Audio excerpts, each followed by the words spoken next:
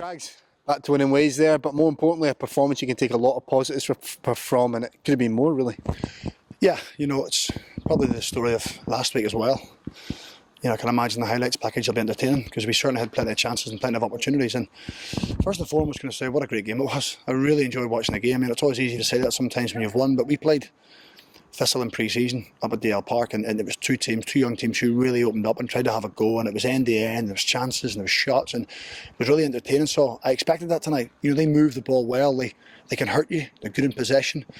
But in general, as someone coming to watch that game tonight, it was a terrific advert for under-20 football. Some people say to me it's not competitive and teams try and play, and it's not relative to first team football. That was tonight. The intensity and the desire from both sets of players was terrific. So I'm delighted to come out in the end of a 2-1 win.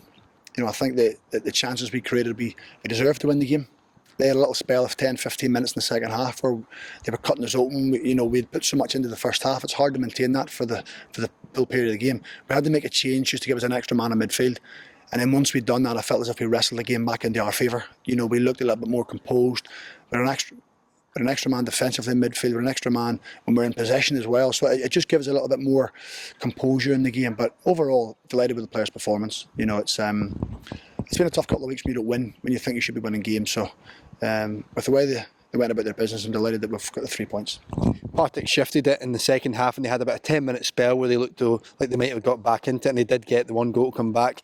But that's when you change things. And how just did that shift the game? That well, it's then about managing the game. The first 10-15 minutes of the second half, it was every time we got the ball, we felt, well, it looked like we just wanted to go and score a goal. I know that sounds a strange thing to say, but sometimes you have to take the sting out of the game and just play the extra pass, get a little bit of composure, settle yourself down, because it ends up becoming a basketball game. And when you're 2-0 up, the last thing we want is an open game where they can pick holes in us and play in between us. So that's why when you do counter-attack against them, it's about playing the safe pass. It's about being patient. It's about managing the game. And that was the message after the game, is when you're 2-0 up, manage the game. Don't complicate it. Don't over commit men forward and leave yourself exposed. And that's probably what happened a little bit. They left a few players up the pitch and tried to pick us off and tried to pick holes, and they did. As I said, they moved the ball ever so well. Scott McKenzie has them playing great stuff. They're a really good side to watch. I've seen them many times, and we've played against them, and they're always good, open, entertaining games. As a manager, it has you on the edge of your seat.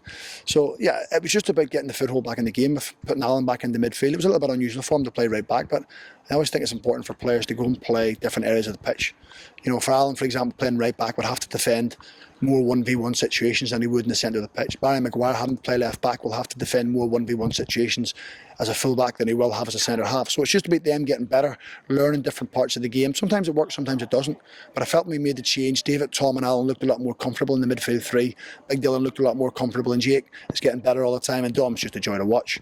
He doesn't get enough credit, he doesn't get enough assists in his game. He beats his man continually. So all round good team performance.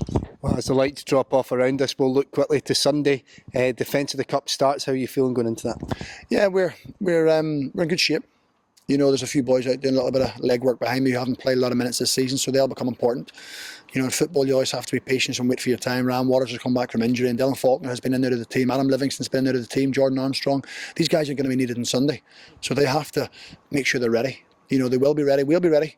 We don't underestimate anybody. We're not that good yet. You can't underestimate anybody or look beyond and say, of course, it's nice, it's romantic, the Cup's there again. We've seen what we had last year, but we'll approach it like last year. We approach every game as one game at a time. That's an old cliche, but there's so many games ahead and so much ahead of us as a team. We're a little bit light in numbers. Jack McMillan's broke into the first team. Ross McLean's round about the first team. They'll likely not be available for Sunday. So it's up to someone else to come into the team and make a name for themselves. If we play well and play like we did tonight with the openness and the attack and play, then we'll have a chance of winning the game. Congratulations again, Craig. Thanks for your time.